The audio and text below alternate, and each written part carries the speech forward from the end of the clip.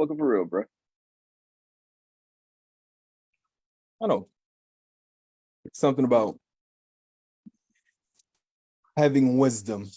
It's a plus. So I don't fault you for that. So I tell them, the first thing I always think about when I was in, they come to mixtape culture. I said, I started thinking back though, the whatchamacallit, the Squad Up mixtapes. I'm like, it was plenty of records I heard on Squad Up, and I'm like, wait, that's not where I can't access this anymore. I got to go back to Kazaa. Got to bring LimeWire back. I need. I like how we constantly come in the show and just show our age. I guess we've given up, right? I've definitely given up. I keep this great streak in my beard, and I know I can dye it, but I just keep it there because what is life? Yeah, man, All right, it is what it is. It fits. All right, let's bring the energy. What's going on, everyone? My name is Hanz Nobe, music producer, co-founder of music production company Room 380. I'm here with my main man, A&R, and project manager, Urban Waves, and this is episode 42 Yes, of the sir. Capitalism and Art podcast. What's going on? What's going down, everybody? Mr. Waves, how are you doing today? Man, I'm living life. I'm blessed. Things is moving. All I can say is God did. You know what I'm saying? Because everything is moving. I missed the 4.0 shouty on the grade situation. I know I haven't said this in a while. It's been at least 10, 15 episodes. But for those who have been rocking with us and those who are just joining in, I am currently in a master's program for mass communication. And God is good because through everything, we've been rocking. A's straight across the board. I got 3 more classes left. We're trying to see if we can graduate strong with the situation. So we moving. 380's moving. You know what I'm saying? The project is moving. We just living, man. We doing the damn thing. I'm very proud of that. I'm very proud of the fact that 2 are new employees are like newly graduates. Chris graduated from SRT school. You're getting ready to graduate your master's. We're a real company. We really do this. I'm happy about that. Yes, sir. All right. So I want to get into it. And as you know, it's been a slow news week. I was really trying to find stuff to talk about. And you guys know that we're all about positivity, but giving practical steps. We're not here for theory stuff. But I want to touch base. Theory.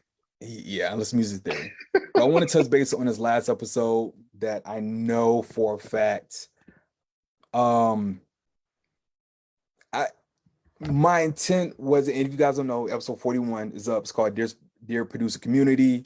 I addressed some things in regards to, and I said I was going to say any names, then I wound up saying names, but it's in regard to the producer community right now. It's a lot of red energies. A lot of people are highly upset about what things are being said, perspective, and everything else. So when it touch base on that just a little bit, then we're gonna get into the other stuff, man. But just want to let everyone know, check out the episode we haven't already.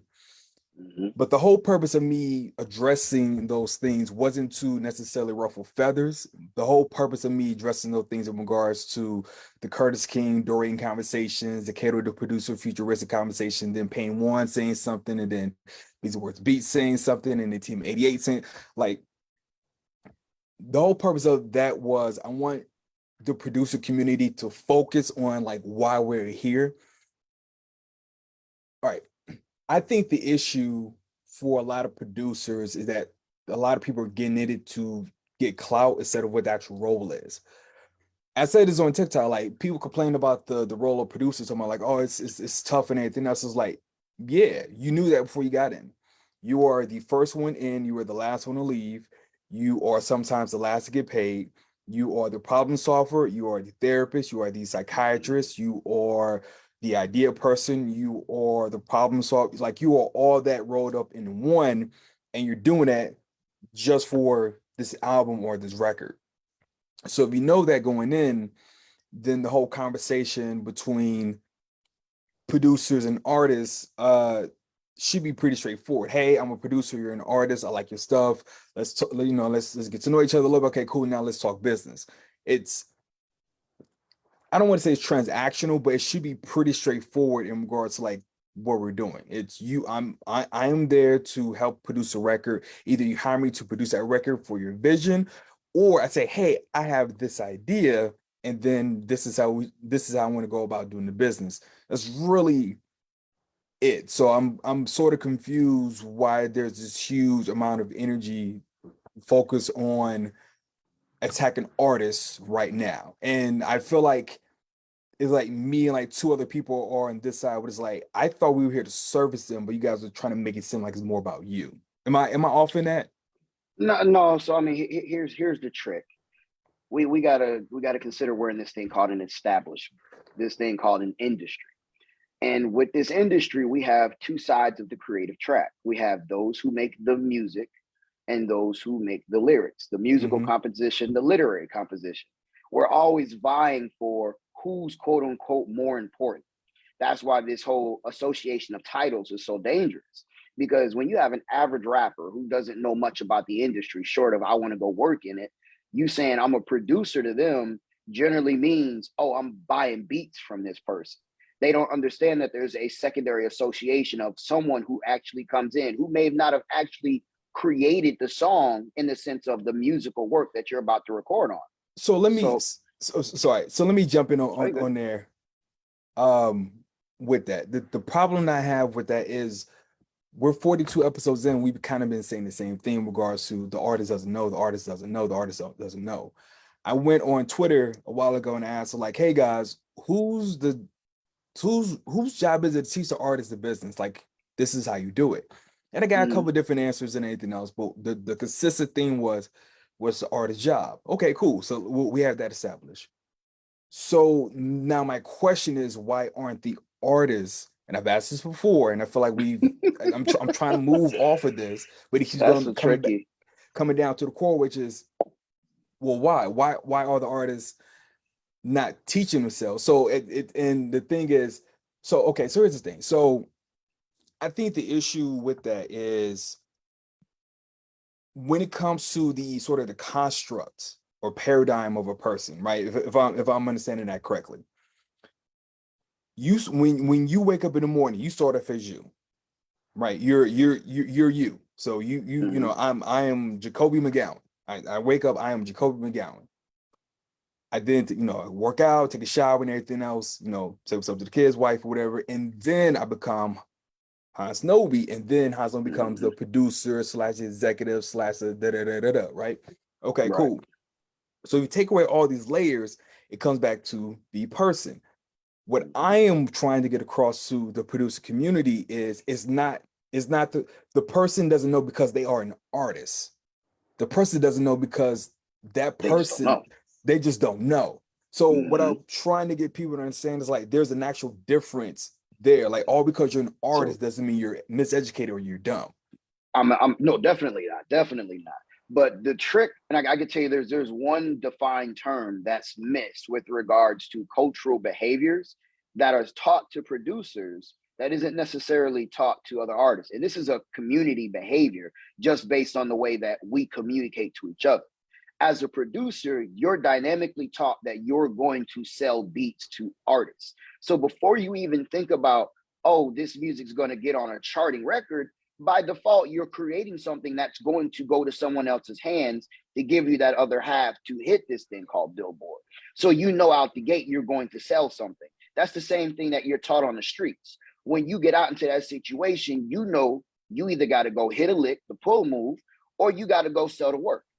You are taught this thing called entrepreneurship. I just want to put out for YouTube because this is going to YouTube. We're not condoning No, any definitely of not. that behavior. Look, wait, hold No, on, man. I'm we're trying to get not, we're not. monetized. What are you doing? I'm No, trying to we're get this not condone. monetized. No, we're not condoning the behavior, but we're just speaking in the context that has an association. You know what I'm saying? When it comes to our culture, the hip hop aspect, a lot of street culture tends to be associated with the music. So speaking to the community in the sense that Okay, they may understand. so let me deal with that. You said a great thing. You said that the culture or hip hop music is associated with the culture, right? Step off the porch and go sell something, right? Okay. Mm-hmm. If that's the case, then how come the artists aren't coming in with that? So artists, in that same sense, in just the general concept of the word, are taught to go do the art before they are to sell the product. That's the thing. Like we're engineered not to let me go sell the CD. The first thing is, let me go to the studio to create the art. And but then it becomes well, I'm sensitive about my art. I'm this, I'm this, I'm this. All these things that pertain to the creative process become the center focus, as opposed to everything that's going to follow after it. The whole entrepreneurial aspect of let me go do X, Y, and Z only comes up in very specific instances. Let me go try to sell this t-shirt. Let me go try to sell these CDs, or let me, in this case, get my music on Spotify and let me try to tell people about it. But at the same time, okay. Sorry, okay. And also shout out to Memphis Trey. He says, man, I hate to sound like a broken record, but a beat maker's not a producer. I agree. I have touched base on that. I'm waiting to get canceled for saying that. I'm just waiting so I can drive all the SEO and get people through my funnel and sell stuff. But but you're right in that sense, right? In regards to selling CDs, merchandise, tickets, this, that, and the third. So, but that's the basic stuff that's talked about in the community. When you start saying other things that need to be done in association to the business, those things don't always come up in the community. Why? And that's where we're running to the issues. But why though? Not. And I know I'm trying to move on to another thing, but why? So, and we said this before, and you kind of addressed it. My first studio session in Houston was at Sunrise Studios on the West Side, and I vividly remember it's literally a room full of student engineers who are trying to get that one project to turn in so that way they can get their grade or whatever. And the first thing everyone was talking about, like, man, I can't wait to turn my apartment to a home studio, and like, oh, I'm gonna go sell these beats and this and the third. The whole conversation, the whole 2 hours I was there was about money. Mm-hmm. But when it comes to artists and when you put them in a room, my question is, why is that mindset not? I hear you. But what I'm asking is for the majority. It's the association of how they're supposed to be paid. Remember, we have this conversation of indie major, or major. Majority of your average artists going into the conversation who do not have a job that can effectively finance their position means that they're by default going to want to sign to a major, because they're conditioned to believe, just like someone in sports, that their dream association is to go to this thing called the league. The league for artists is the labels. They're not worried about all these third-party independent companies who are hiring these individuals to create, sign, et cetera, et cetera. They're focused right now solely on what they've heard be talked about for years. The industry, the labels, Universal, et cetera, et cetera, et cetera. That's where the money is. I get my advance, I get my budget, I got the bling, bling, the bling, black. You know what I'm saying? It's basically a conditioned behavior. And it's quite literally become the track of learning. But this has been happening since the 50s and 60s. The only difference has changed is the position of people who are telling you the conversation. You remember, you hear about the old blues songs. They say, yeah, we come in the studio. We got the old AR, man, the old A&R, man, telling us how to get the record done, et cetera, et cetera, et cetera. Now you remove the A&R who was actually telling them X, Y, and Z, leading them to the label track. Now, in this instance, who's leading the conversation? The artists. They still know from what they've heard how to get to the money, or at least how they perceive to get to the money. Because again, you being independent and getting to the money means that you're going to have to understand how to get certain jobs done until you can fill those jobs with various people. But you have to have a financial establishment for those people to actually say, I can make this make sense, unless you have people who believe in your dream. But you got to give them something to actually believe in. Okay. So, all right, because I feel like we're talking this. So I don't know. We'll get to the bottoms, but the thing that I want to put out there is that there has to be some sort of shift, right? So if I never said this online, but it needs to be said. Going back to producers, I feel like the reason why the producers, so everything you said is right, but I feel like the reason why the producers are so frustrated with the artists is that the producers themselves don't know how to generate their own income. It's like, no, I'm waiting for you to move so I can make something. And it's like, that's, they don't know, go sing. That's not their job. Your job is to provide a service, and it's up to you to monetize it. Now, if you only know how to do one thing, that's on you, which kind of comes into the whole full circle thing of like last episode, which is like, what is this? Like, I feel like I'm missing something. Like, what is this mindset of, like, I feel like people just missing a boat, and it's like, it's right there. Man, listen, if you're a producer, you can do jingles, You can make music for movies. You can do generalized scores without lyrics. If you really want to get funky with it, you can do your DJ Khaled situation and start producing your own records and hiring artists to be on those records and start moving in reverse. As opposed to you waiting for them, the only thing you're waiting on is the verse. Once you get everything, boom, get it to your engineer, everything's mixed, you drop it, cut the paperwork, get the rolling. Now you're filling out the money, but it's your record featuring these artists. You know what I'm saying? There's many ways of doing it. You just got to make it make sense. Yeah, and that's where, and we'll move on to the next thing. But this is where I noticed, I want to say 2017, 18 is where I started to notice. It's basically when I worked on my first placement, right? It's when we were at, Audio Land in Long Island City, and I'm trying to like get things moving, and like I'm the one calling the A&R. Hey man, can you please come back in and I'm calling the singer. Hey, look, we have the singer. She's very good, but needs some training. Like I'm making these calls to try to get this album going and moving. I'm like, hey, have you spoke to, hey, Trigger, do you speak to Jenny? You speak to everyone at V? Okay, cool, we good. And they're like, yeah, that's the role of a producer.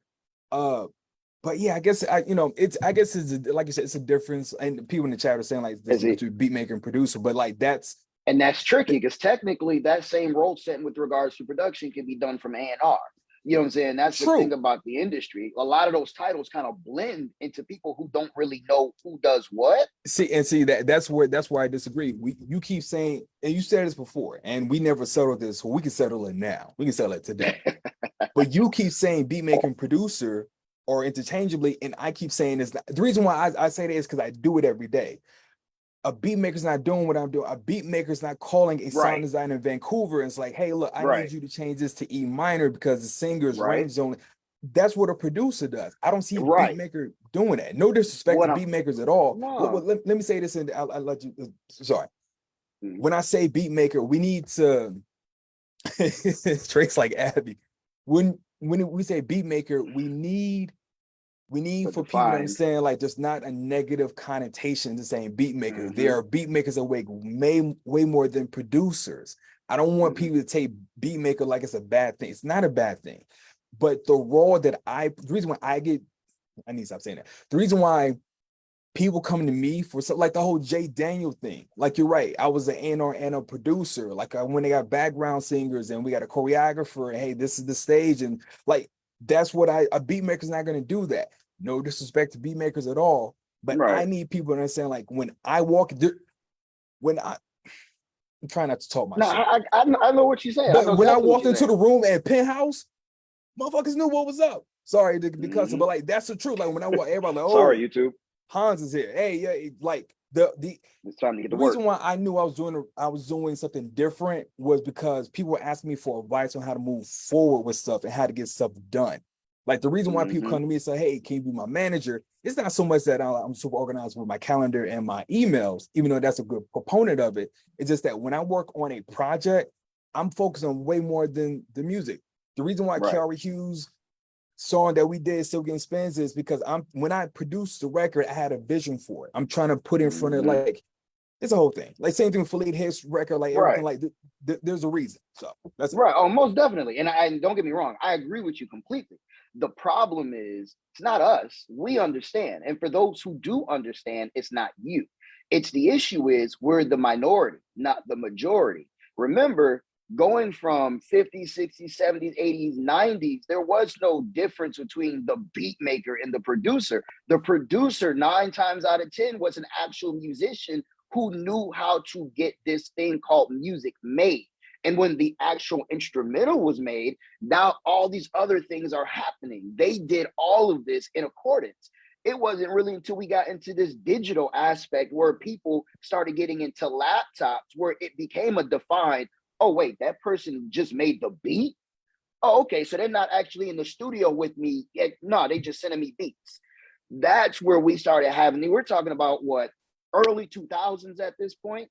You know what I'm saying? When we're talking about when computers really started pulling and then we started seeing programs, that's when the shift happened. But when that shift happened, the definition and the vast majority of understanding of what one thing is versus another didn't cement amongst the conversation of community for those who were not in the know. So now when you deal with the situation, you'll have people who loosely use that word interchangeably. Oh, I'm a producer, but what they mean is I'm a beat maker. That's why you have these arguments online where they be like, man, I'm not paying somebody $200-300 for this beat. Send me the stems and I'm going to do X, Y, and Z. But it's like you still Oh, owe them on the back end. Trust me, as someone who's in the trenches every single day and also trying to pull back to, like, I'm in this weird, and you guys in the chat, you guys know, you guys have heard me said this like over the phone and so, but I'm at this weird, like I'm transitioning out of that and going to the 30,000 square foot view, and I'm here to tell you, like, that's not even the conversation about stems. Like, when I work with beat makers and producers and I bring them in, like, that conversation I even had, I'm the one that had to have the conversation of that. So, you know, like I said, I don't want to beat a dead horse here, because I feel like we kind of go into this like the cycle, but that it was the whole needs to be point. said though. Yeah, but that was the whole point of the last conversation, which is I need people to understand, like, the whole purpose of produce. Like, you are the transmission, like Jada Kidd said, like, you are the engine. Like, it's more than just, yo, here's a beat. It's like, fam, I can take that same beat, I can get a musician, I can get orchestral, I can get the engineer, I can put all this stuff together and keep it within budget and still put it in the right place so that that thing can grow legs. And so let me say this, and then I'm done. If you say you're a producer, right, and you are working with an artist, you may want to ask yourself why you're not in those meetings about how to promote it before it gets released. If you're not in those meetings, or you're not the ones conducting the meetings, just take a look at that situation and really ask yourself, okay, what is my role here? And then I'll let you answer. And what is your role as a producer? Because the other thing people misunderstand is the same conversation we had before about producer versus executive producing, and the interest of one dealing with a financial standpoint versus one dealing with the music and the functionality of creating this record. And people misunderstanding sometimes how those roles, depending on how many hats you wear, could be interchangeable, or if you have a large enough team, it's literally two separate people. So let me give some insight here. So for the, you know, people that listen on playback or whatever, I never really got deep into like the whole thing when I got brought on as executive producer for Hänz project. But let me tell you what one of my meetings were, like one of my day-to-day, right? So I have my Dropbox. I'm looking at all the, so I have my Asana, right? Because you guys know I'm like really organized. I'm looking at all the tracks as far as like what needs to be done. Okay, this needs to be edited. Okay, this needs to be send this back to the engineer. Hey, when redo this part here. That's the first part. The second part is I'm looking at all the split sheets. Okay, cool. He got to be from this group. He got to be from Q Beats. Okay, we need to, okay, what's the license like? I had to look at that thing, had to read it and go, okay, cool. Email them, say, hey, look, we're looking to do this. Since you're in different territory, make sure that's straight. Had to get that taken care of. Hey, Nico, did you get, okay, cool. Make sure, hey, Josh, like I had to do all this other stuff. Then I had to go get on the phone for sponsorship. Like, hey, we're looking for this, that, and they're like, that was a full-time job. So if you're listening to like, oh, I want to be executive producer, it's more than just like producing. Like, this is me. I don't know if everyone feels this way, but this is me. If you're going to be the EP, if that album fails, that's on you. That's not the artist's fault. That's on you because they trusted you with that. So if you didn't get that album where it needs to be, the album didn't go where it needs to be, that's on you. That's why I took that role so serious. I looked up the definition and did some research and called some people. That's why I took it so serious. And I know for some people, they're like, you know, he's a little anal about this, that, and the third, yada, yada, yada. Gotta be. But it's just like, I need to make sure everything, like that, like when Wynn's first album, the first album I executive produced was Alternate Side. When that first dropped, I know people were annoyed with me following up with them every single week. I need this. I need your IPI. I need this. I need this. I need this. I need, like, I know people were like, just like, oh my goodness. But that's why I got hired for. Like, that's like, I need to make sure, did the engineer get paid on time? Did we, when you have a business, do we have the receipts for it? Like, I had to make sure every single thing, they had to educate him. This is why we're doing this. This is why we're saying no to this. Like, that's the role of executive producer. And then again, Had to do everything within budget. And I do half of that as the admin. Had an Excel sheet. Had to do everything within budget. Like it's a different kind of pressure when you are put into the role of an EP. Like, again, this is just me Tracking that money.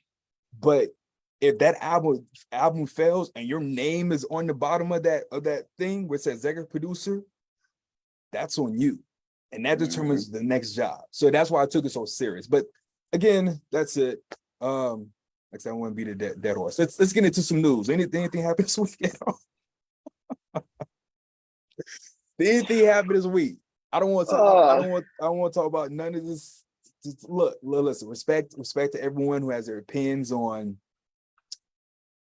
Yeah, that's it, man. What you got for me, bro? For the culture, it hasn't really been too much anything, but we did take a quick glance at and see that you know what I'm saying, things are moving with TikTok again with the whole Simon Cowell situation. And you know, TikTok is taking over the game. We said this before that, hey, them jokers look like they really building a label over there. And every move we make, every move we see them make, I mean, every step they take, man, I'm telling you, artists gonna be saying, man, we should have jumped on the train sooner, but I wasn't trying to do no TikTok challenges. I wasn't trying to be dancing. It's like, look, you need to figure out how to utilize these systems to your advantage, because now they're gonna have a whole, how do you say, what do you call it? X Factor kind of show on TikTok. So break this down, because I understand, because you're right. That was what, episode 19 or something we called. It was like, yo, TikTok's trying to become a label. I think maybe even 15. We need to do something. Go back through. But yeah, we called this like a long time. We're like, yo, we're noticing some stuff. But yeah, so break that for us. So for those of us that don't understand, break that down. Like, what do you mean by this? Like, artists need to jump on. So first and foremost, if you're not on TikTok and you're an artist, you definitely need to figure out how to add that to your strategy. That's the first and foremost. But as the article in a short notation was stating, he's basically about to create another show similar to X Factor, similar to all the other things that have been there in premise, but basically they're going to be utilizing records that they create through stellar producers, and you're going to be doing what they already do on TikTok, basically remixing, and they're going to be picking artists from this aspect. Okay, so let me break that down. And you probably already headed this direction, so if I'm taking steam, my apologies. But let me break this down. You good. Okay. So for those of you that are listening, and a lot of you guys probably listen to Joe Budden, if you don't, it's totally okay. But he said something like years ago. He said something, there's this thing called the platform wars, right? Where basically you look at all the major players. So every major website or streaming service is a platform, right? Yep. So it's the only, so let's look at Apple Music, right? Apple Music, Apple Video, and then you have the social media aspect or whatever, Spotify, same thing, right? These are different platforms. Well, the major game that we're noticing on our end, because keep in mind, we're not in these meetings, is that everyone is trying to find a way to create their own ecosystem. Now, if you're asking yourself, oh yeah, that makes sense. Well, let me explain it a bit more so you understand like why they're trying to eat so much of the market share. If I can take you from pure obscurity, so let's take who's a good example? Joey Badass, right? Take him for example. If I'm TikTok and I found Joey Badass when he only had 200 followers, right? So we sign him up, cool. He signs over the rights to his music, right? Allegedly. Not saying he did, but let's say the artists do. I now own the rights to that music, which means I can license it. I keep that in-house. When it goes outside the platform, that's a check to me. So then I can then use him, right? Performances, that's my platform. Triller, I'm not Triller. Let's say Versus or whatever. It's my platform. We're gonna leave Triller alone right now. Yeah. Right. That money's coming back. And then let's say I put him into our own TV show. Let's say we become streaming now for like television shows. I'm keeping all that in-house. As he's ascending his career into a movie star, as long as we keep him within our agency and everything else, that's money we're keeping in, which means that's less money that's going out. The reason why we notice the reason why TikTok is making such a move and we're like, yo, there's an iceberg ahead is because TikTok put themselves in a perfect position to do this, right? So they're almost a music streaming platform, right? Because on the BET Awards, technically they do have one. It's just not in the US. So like old buddy that was performing at the BET Awards with that song that went big. That, you know, that was the first time I heard the full song. I was like, wow, this is a very basic arrangement, but it worked on that platform. I think they had one on the MTV Music Awards. Possibly. For one of the opening shows. Yeah, they've been popping up with TikTok artists. Possibly. But if you're TikTok, that Rick Roll joint. Okay. But if you're TikTok, you can have your own thing. You can have your own streaming platform. You can have your own video platform. You can have your music platform. You can have your own award show. You can keep all that stuff in-house. If you do that with enough superstars, you start bringing in all that attention, you can do a lot with that. You can monetize that like crazy. The reason why, no, I don't want to say that because I'm not trying to go with conspiracy Hanz right now, but let me say this. That's why conspiracy Hanz believe that a certain platform started giving shares to different record labels. It's because let's collab and keep this money in-house. Because you have to keep in mind, if you are an Adele, or Sam Smith, or Drake, or a Bad Bunny, right? Think how much money that these people bring in, right? And working with the different entities. Can you imagine if one entity had all that and kept that in-house? Can you imagine how much money they could bring in? Now imagine they can produce 3 more Bad Bunnies. The play here has always been creating your own ecosystem. Ownership, just like what Nipsey Hussle said. It's ownership. You create your own ecosystem and you decide to pivot, you can take all that with you. Same thing with UMG, building those hotels and such and such. This is all about getting as much market share as possible. And if you as an artist see that, then you know how to navigate. There's a reason why certain artists are moving. You just like, why are they doing that? That's why. And see, people don't understand. UMG builds a hotel, they become Vegas on steroids. You know what I'm saying? You basically can do what Vegas is doing with residency in other cities. You know what I'm saying? But people miss those marks. It's like you gotta see what's going on beyond the traditional aspect with your culture. That's just like what I was telling the homie the other day. It's like, look at all these other markets that were considered developing markets musically for years. Now with streaming and all these accessible platforms coming into existence, now everything all of a sudden, hey, Middle Eastern's doing this, artist such and such is doing that, Bollywood music is doing this, K-pop is doing that. You know what I'm saying? It's Taiwan pop is doing this. It's wild how things are being affected because you have all these companies that are coming from US markets that are going out there and getting the market share. You start looking at these other countries, like I didn't even know there was like an EDM festival in Africa. You know what I'm saying? I was just so I was just scrolling through because I saw this dude talking about I have to look at the video to find out what the country is called, but it was basically a country that they used to call Southwestern Africa, and from there, and it starts with an N, but I had never heard of it before, so I can't think of it proper. Yeah, there it is. Okay. You know what I'm saying? So I was watching a whole video on that, and I'm like, oh, this is beautiful. This is where I'd want to go visit. And then from there on YouTube, you know, good old cookies, it started showing me other things in correlation. I'm like, oh, okay, all this is going on. And it's just a matter of understanding the market, getting out of your bubble and saying what's happening in the world. Because the problem is the US market is fickle, but all of that fickleness is being broken up through streaming. There's a lot of money in streaming, but at the same time, the way you access it isn't necessarily through the aspect of just, oh, I got 1 million streams. This is like, let's be all the way honest here. You getting 1 million streams on Spotify isn't the payout the way you want it. So all the other things associated. I just had this conversation with an A&R. Shout out to this person because he and this is why it's good. This is why I'm always taking meetings with people, because sometimes people have more experience in their perspective. They can articulate what I've been trying to say, but they said it perfectly. With streaming, the game is not to monetize. The game is data collection. Because if you're an independent artist and you know that you are, like I said, the 4th biggest stream artist of Venezuela, I don't need Live Nation. Or I can go to Live Nation and say, hey, I need this.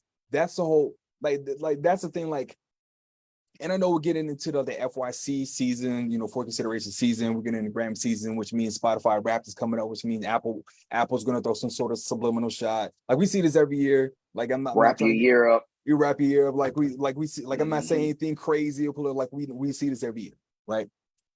But the numbers aren't what you should be impressed with. If you have 54,000 monthly listeners on Spotify, that is fantastic. The question is, do you know where they are? Do you know what their Exactly. interest is? And do you know how to monetize that for yourself? Because And can you fill those seats? if you don't, and this is what my man Isaac Hayes keeps talking about with his app fan base, which is like you're just Yeah. building another platform. And then Yep. when they die down, or they make a You got to start pivot or over. shift, and you can't keep up, or it doesn't work with you, now you're left out in the dust.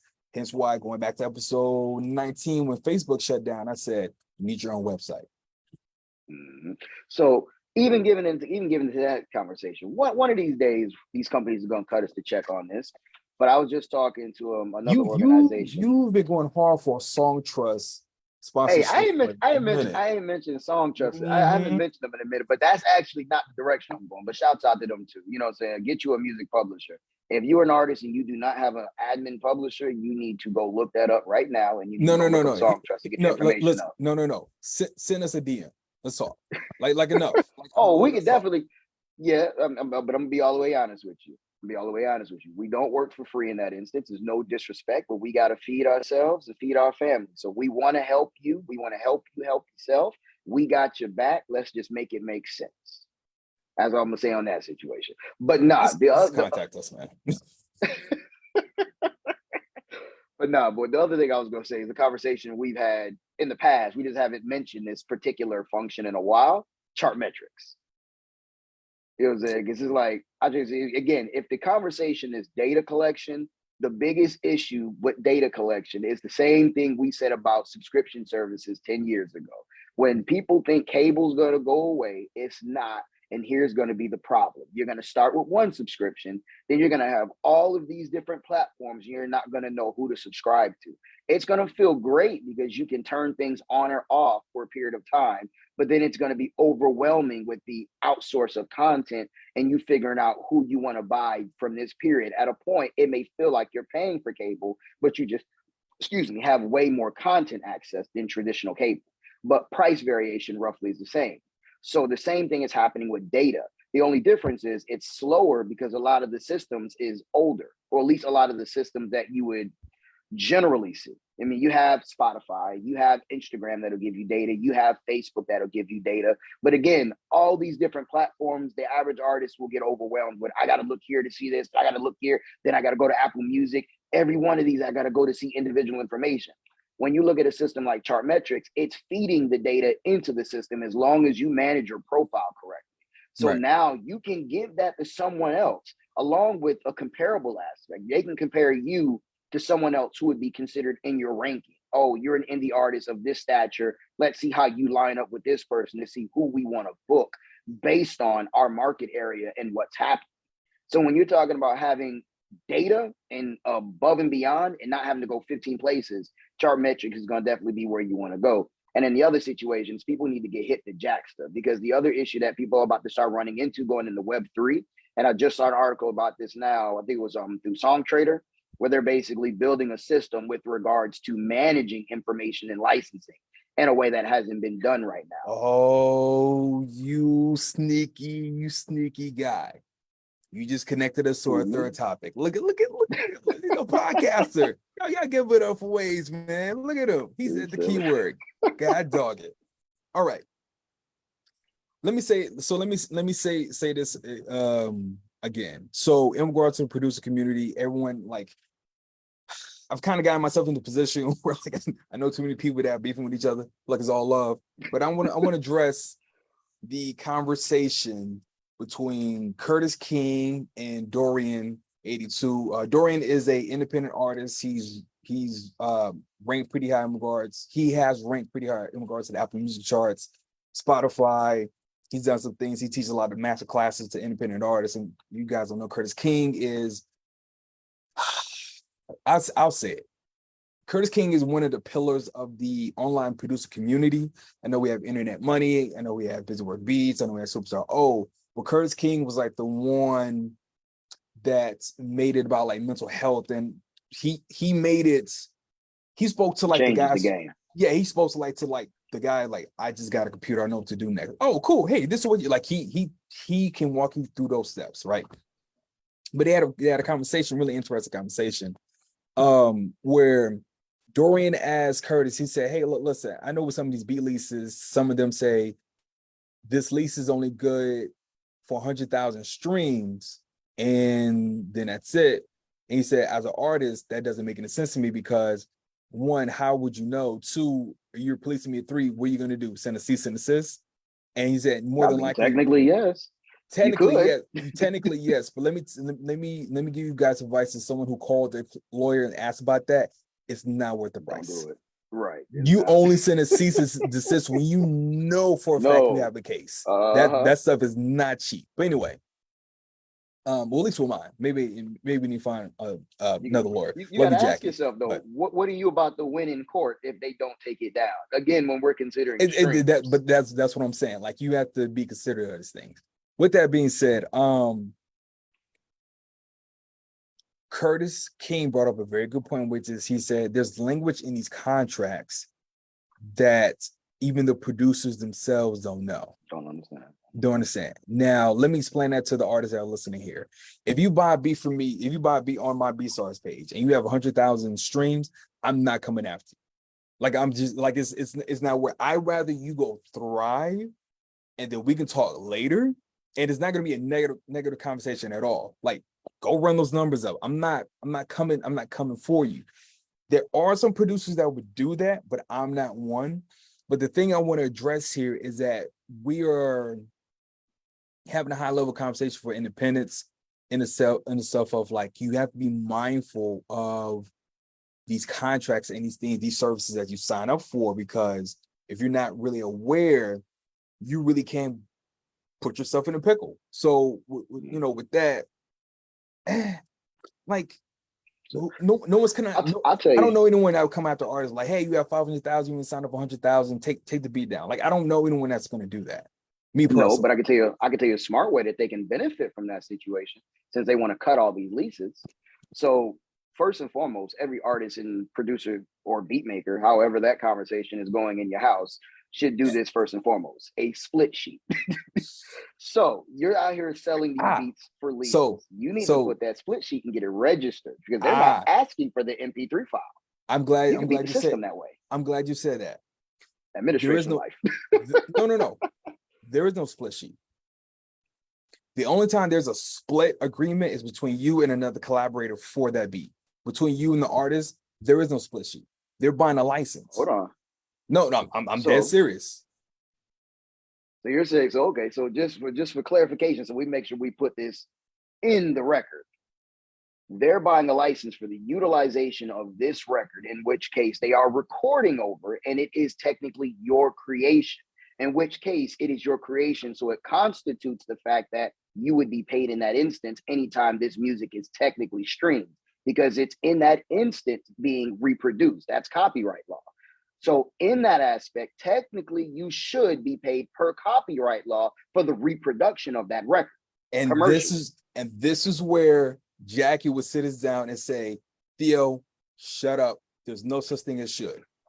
This is because, and you're saying, so here's a problem. And I forgot, was it Wayne or somebody? They said something like, yo, there needs to be more transparency communication in the music business, because there's too many people move off assumptions, and even outside of music and real life people do that, but in music and business there's too many assumptions, like, oh yeah, if you buy this beat, like, yeah, you're gonna look out for me. No, right, nah, sign that paperwork. Let me break this down for you.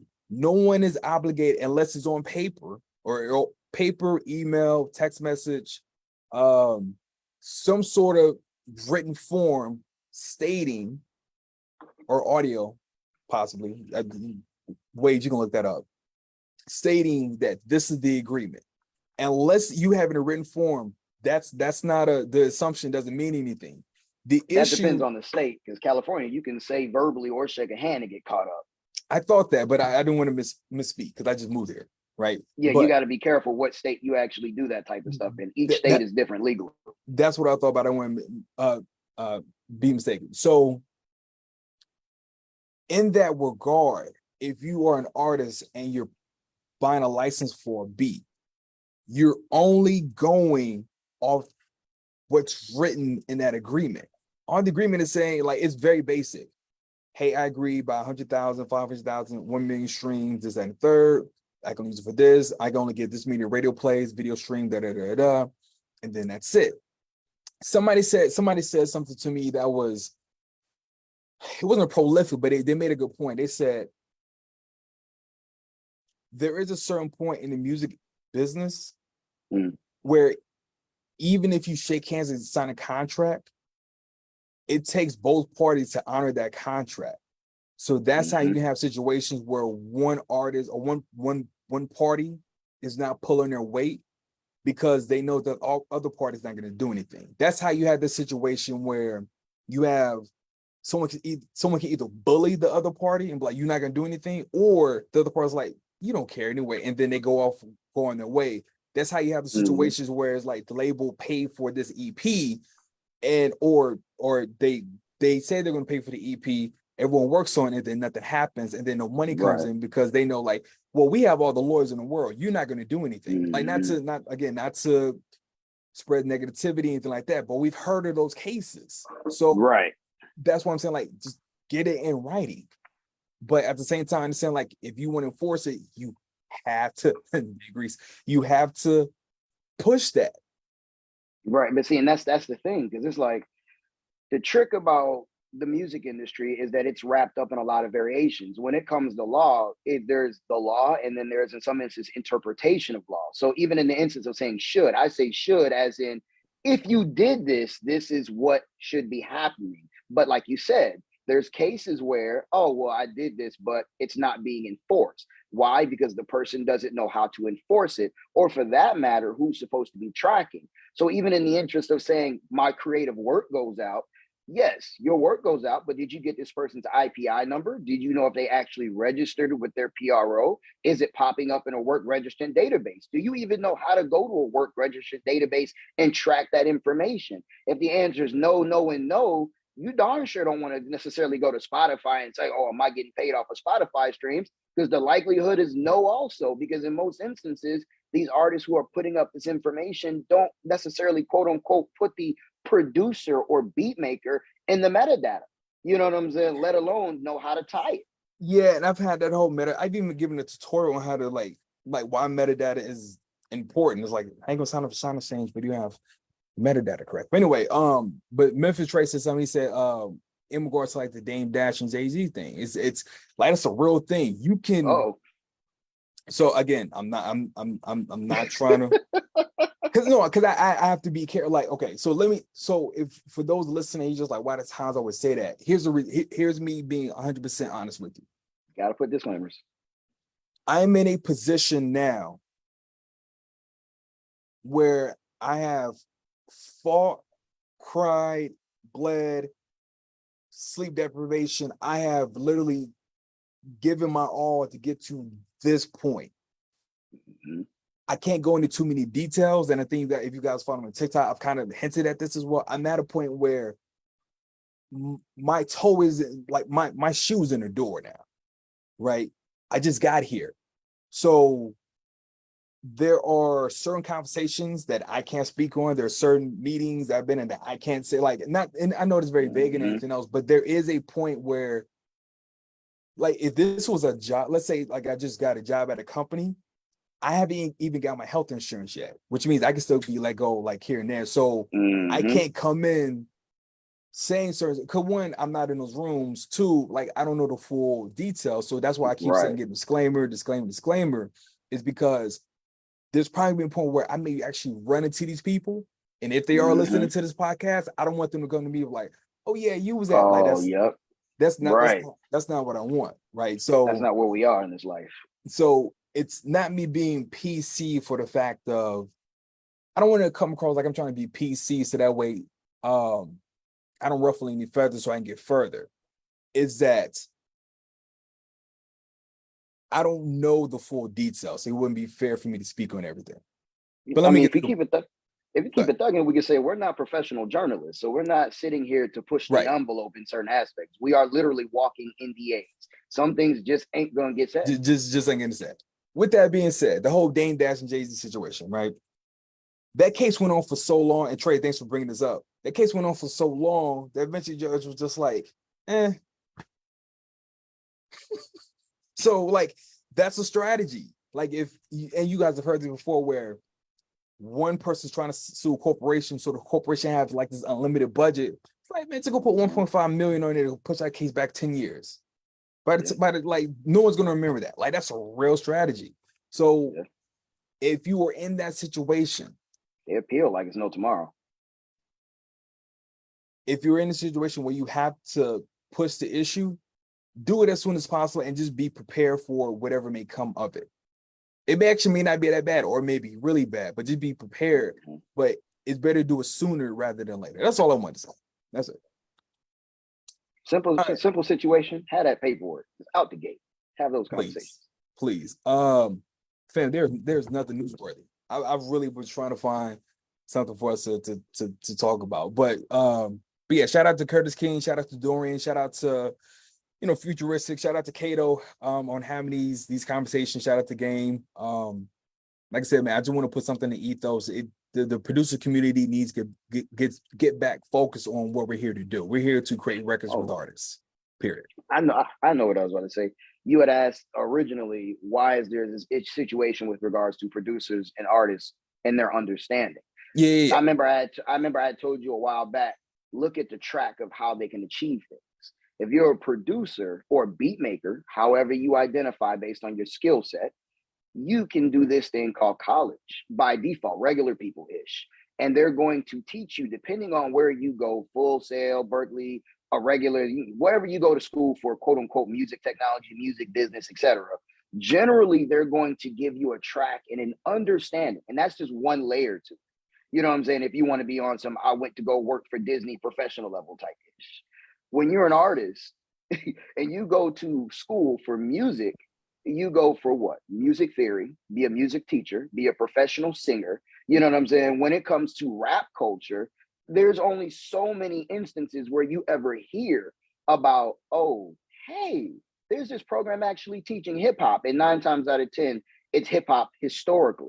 Or it's teaching something with regards to the value of lyrics, but it's not necessarily teaching you the entrepreneurship of rap culture. Now, don't get me wrong, because I went to HCC, you know what I'm saying, and picked up on a lot of things with regards to music business. So shouts out to that. You know what I'm saying? There are institutions out there.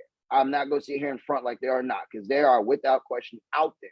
But at the same time, the average artist who does not look at the whole going to college is my wave because I want to be a rapper professionally, 9 times out of 10 are those same individuals who do not have those high paying skill sets outside of music itself to fundamentally fund what it is that they want to do. Now, there are outliers without question, but we're just talking about the generalization of what we come across on a day-to-day basis. And we know, and people can get in this chat and tear it up, but let's be all the way honest.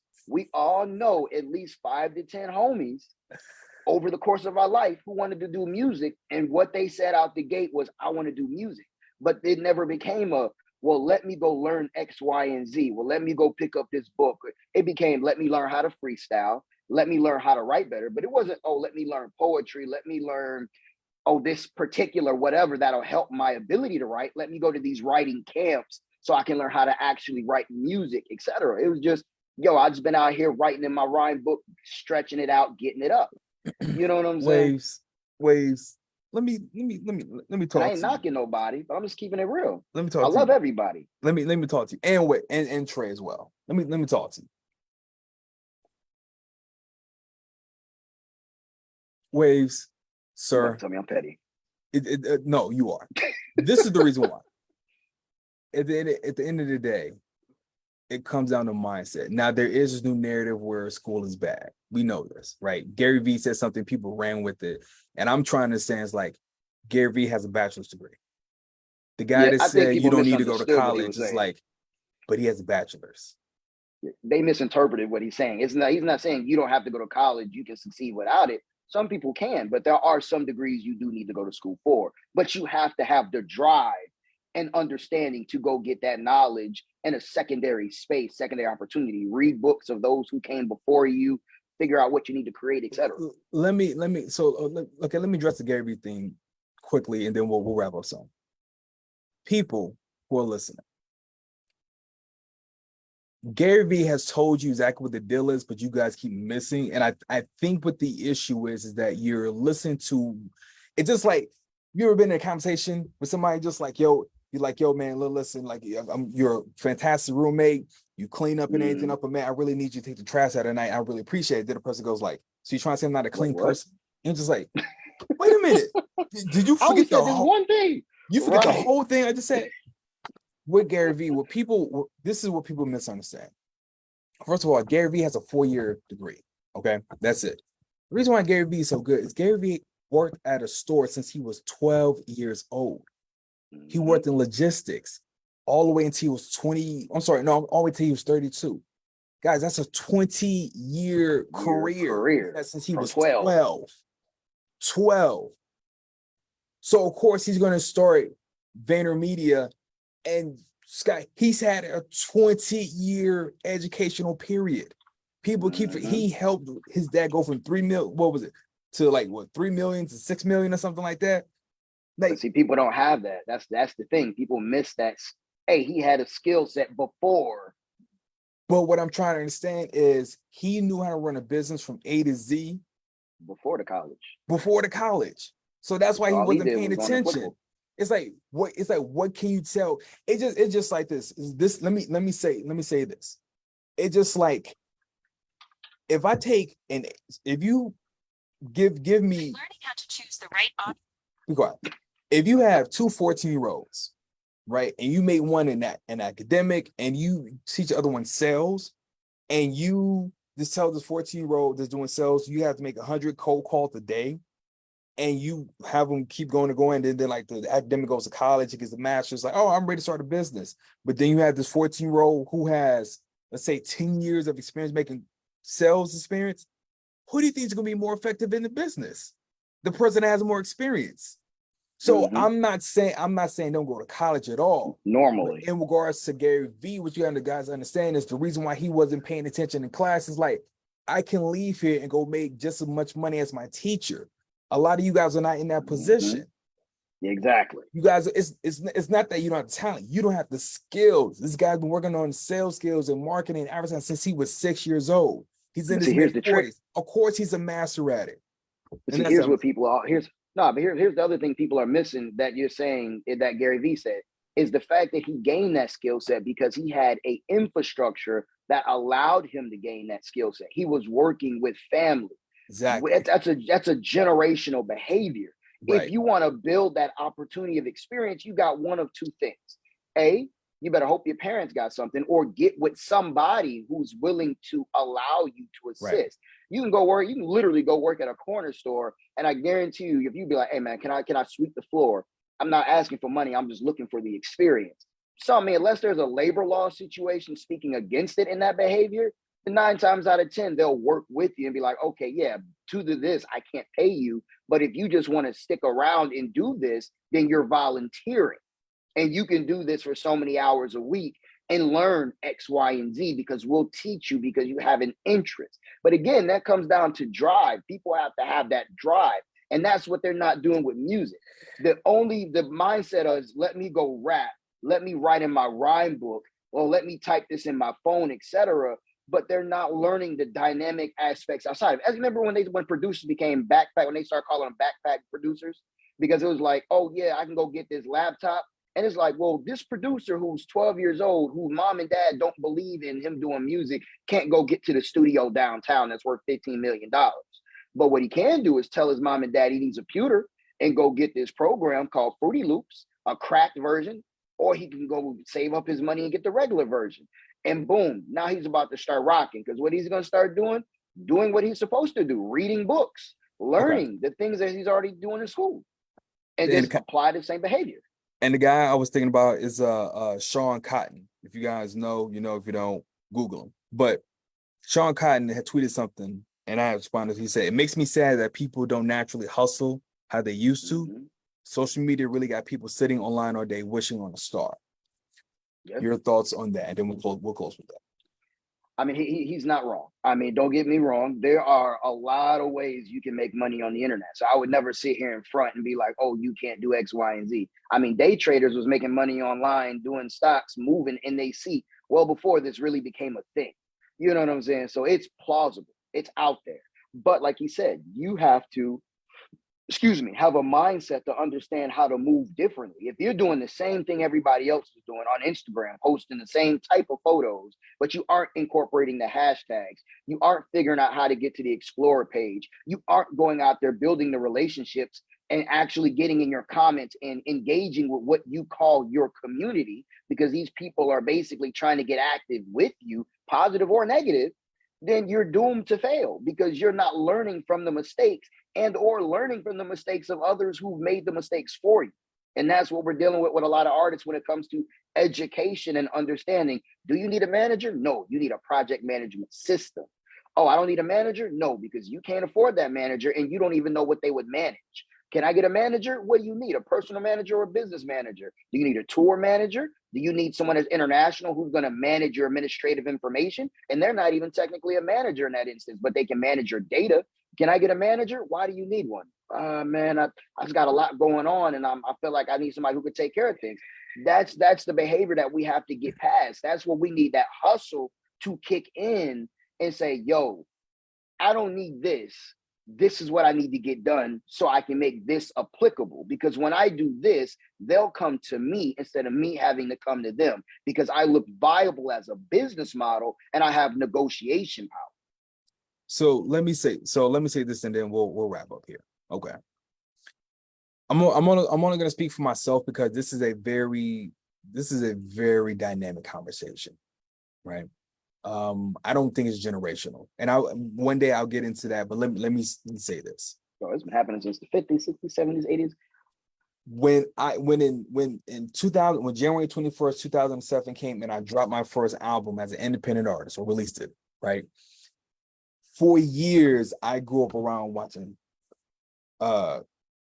SUC, Screwed Up Click, Swisher House, and watching Chamillionaire and Paul Wall, Mike Jones, Slim Thug do their independent thing. Because I was in Houston, I was aware of the history of rap a lot, as well as the connection to the West Coast with Suge Knight, as well as Uncle Luke Skywalker and Tony Draper, TBT. So this is my culture. This is where in music, this is where I grew up around. Put me in Detroit with my dad, comes the musical aspect, right? Learning musicianship, this, that, and third, jazz. Hey, this is where this everybody saw from Prince, whatever, yada, yada, yada, right? Mm-hmm. So then insert me in 2007. This is part of my background, right? So I didn't come in here thinking that signing a major was the only way. It was just like, if I have 14 hours out of the day in a trunk, I can go make something happen. Uh-huh. That was for us. We saw that. I remember being at a gas station on West Park and Trade the Truth. It was me, my boy Taff, and my homegirls Danielle and Christian. And we pulled into this gas station, Trade the Truth, pulled up. And we were like, yo, what's up, man? He said, yo, I got some new mixtape. He popped open the trunk, and there was just a trunk full of mixtapes there. And we're like, oh, what's up? And so we were able to get a few and whatever and watch him sell it. That is what I saw growing up. So taking that experience and that knowledge and then transferring it to digital was easy. It was like, oh, got it. So instead of walking and passing the flyers at everybody, I can go to DMs and everything else. Well, we have to be graceful, or we have to give grace to the new generation, is that they didn't come up seeing that. That is foreign to them. Seeing somebody in the corner of the gas station selling CDs looks weird to them. It's like, what are you doing? It's almost in the sense of like going up to like a Philips 66 and someone selling an 8-track. You're like, what are you doing, bro?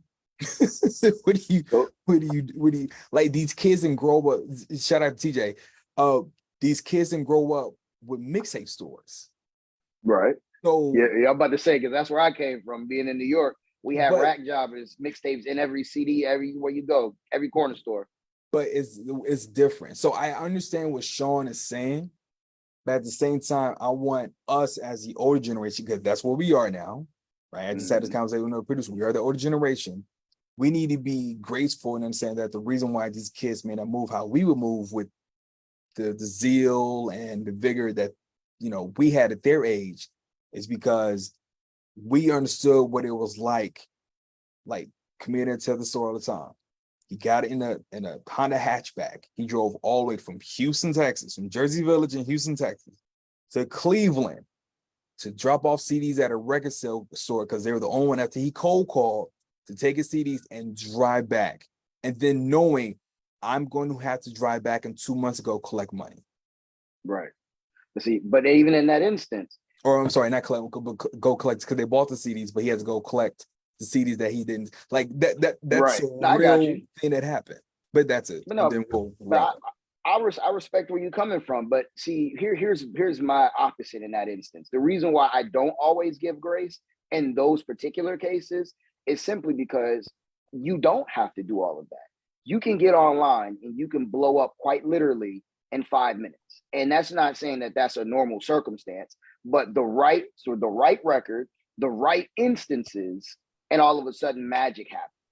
Now, in that same conversation, like we said before, we live in this thing called the platform wars. You can access every person on this planet that's old enough to access the internet and access the content you're promoting with a switch called the internet.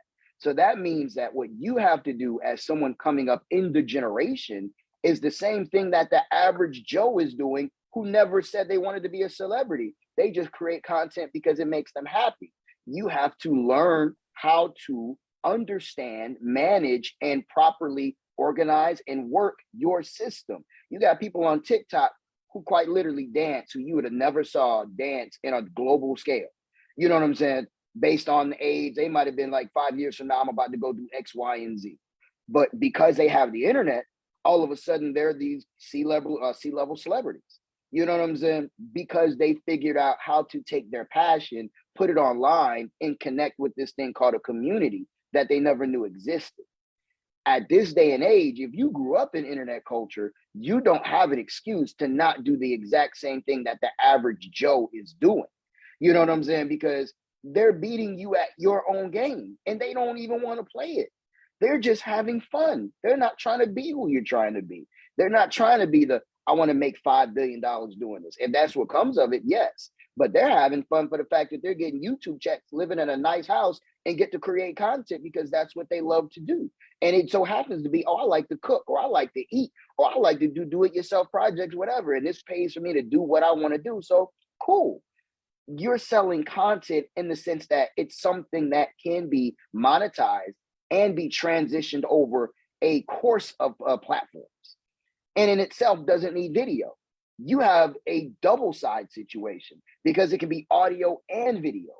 Their content 9 times out of 10 only lives in video on the off chance that their one segment or whatever doesn't become a quote unquote sound. But you have a leg up on them and you're doing shows. You do this thing called performances. So now you have another source of income. These people aren't performing beyond what you see in that video, unless they all of a sudden start to become Gary Vee and start traveling around and saying, hey, I'm going to tell you how to set up this farm, such and such. But if they're not doing stuff like that, by default, you have a leg up. 9 times out of 10, they're not selling merchandise, not out the gate. You have a leg up because that's something you need to do by default. You have so many sources of income that they don't normally access beyond creating the content by default. All you need to do is go out there and do what they're doing, learn to apply in the way that they're applying, and then make it work for you. That's why artists kill me when they be like, man, I don't want to do these TikTok challenges. You want them to do these challenges to your music, but you won't give them the grace and interact with them. Do you see Beyonce? Do you see Sierra? Do you see Chris Brown? Do you see Drake? You see Drake dancing down there every video. Drake is not a professional dancer, but Drake be vibing. You know what I'm saying? So it's like, cut it out. Get out here and get in these trenches with these people that you want to quote unquote interact with your content and figure out how to make it make sense to them. Because at the end of the day, that's what needs to happen. They're the fans who are going to fuel your financial situation. When you want something to happen, you need to tell people you want it to happen. Marketing 101, call to action. Rather if it be fully displayed or it be done in a capacity that directs you to something because it incites you. It could be in a form of language that makes you curious. So you do the action inherently.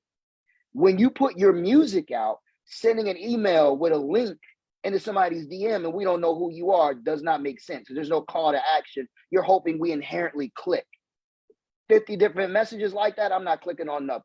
But if I go on TikTok and I hear this record jamming and I see somebody rocking to it and it's funny, and I can click on the link and see your sound, and I can see per the metadata, this sound is associated to you, and you got this video basically talking about this. Now I'm interested to go find out where I can pull this up on a streaming service and also check out more videos associated to your music, because I want to see what people are doing to your music.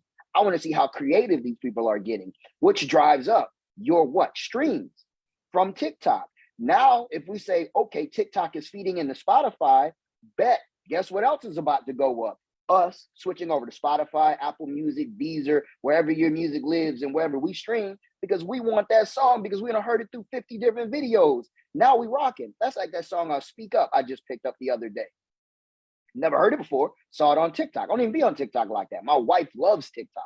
So I'll mess around and jump on when she's watching, and I'll pull it up. I heard the song, Speak Up. And I'm like, oh, okay, all right, I like the energy with this. And you run it again. Okay, now I hear what you're saying when I jump out there. Okay, I like Speak Up. This shit getting me hyped.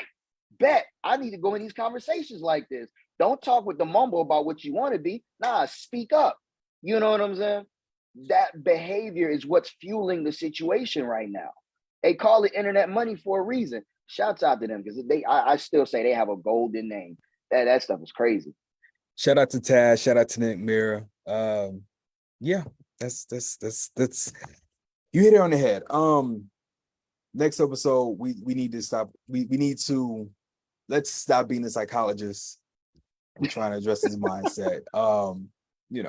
This is a good episode, man. Somebody got to do it, man. I mean, otherwise the shit is gonna be what it be for the next 10, 15 years. Yeah, but like I said before, the reason why I like doing this podcast is that we give, at least we try to give practical steps, and we speak from our own experience. I'm not one day, because I feel it. I feel it here.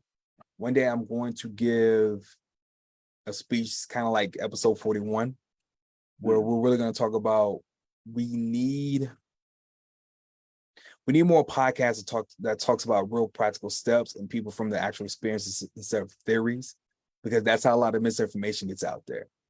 When I started this podcast, and yeah, all right, Trey, take care. When I started this podcast, one of the biggest things that I was scared of was like, oh, I don't want to say the wrong thing. And then I think maybe by episode 8 or 9, when people kept like, yo, this is dope, I was just like, the only thing I know is what I've done, and I haven't done anything major yet. And then that's when it hit me. It's just like, well, so many people that commented haven't been where I've been. So I get to keep talking from my experience. The issue that I have is we're getting to a point now, and you can see it in the ethos. People just like, well, why should I listen to you? Or why should I sign up for your master class? That's what always happens. And people just like, you haven't really done anything. Like there are producers who are selling master classes on how to get major placements, and they've never had a major placement. There are people out there who are, hey, I can show an artist how you can live a 6-figure lifestyle, and they themselves have not gotten a 6-figure, because people are finally qualifying information. And I know I've been knew that was coming. And so now when they get to us, because they will at some point, I want them to go, oh no, that's true. Oh no, that's facts. Oh no, I want them to Google and see my name in jeans.com and allmusic.com and see my credits, and like I'm not capping. So that's why I like our podcast, and I like what we're doing here, and I want us to continue to do this. All right. And see, and that's the flip for me as a professor, because it's like, as an administrator, you may not necessarily always see my name in the quote unquote credits, but if the Lord blesses me well enough in the situation, they will one day see me everywhere with regards to circuits from the behind the scenes. I just saw him at the tech conference with Hanz. I just saw him over such and such with so-and-so. Man, he just had a Room 380 t-shirt on yesterday, but then he had this on the other day. Now he got a t-shirt that's got 5 different brands on the back of it. It's like, yeah, this is who we collaborate. This is how we sponsor and how we build everything out to help you guys. We educate because we want to see you win. Yeah, this is not a game. And like I said, as always, I appreciate everyone. Yeah. Real quick. I'm sorry. I just thought about this.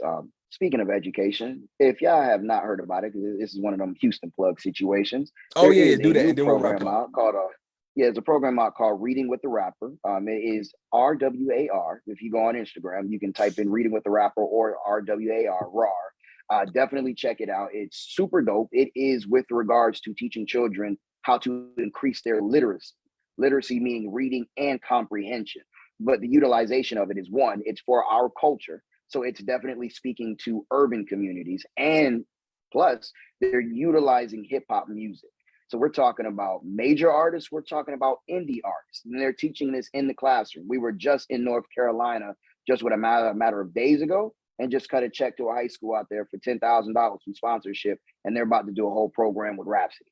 You know what I'm saying? So they're not playing. We're moving wild. We're trying to get this situation in cities near you so we can truly help the community. And people probably saying, wait, he's switching. He said you, then we. I say you as in the program. I say we as in it's an organization that I work with, because it's another organization that I do administration for. But when I say you, when I say them, I mean as in them who are on the ground right now in those classrooms are doing incredible work with these kids and doing this to help our community be better. So again, if you're looking for organizations and things to partner with, to help with, like us, Room 380, as well as other organizations outside of us for other various reasons, check out that organization. Definitely something that you want to get plugged in. We'll put the link in the description of the YouTube and as well as the Facebook. But let's go ahead and wrap this up, man. I think this was a pretty good episode. Shout out to my producer community. Like I said, it's all love, but I want us to get refocused, to artists that listen to us and actually say they like the content. Just, like I said, just go apply the steps, take massive action, and yeah, man. That's it. Episode 42 in the books. My name is Hanz Nobe.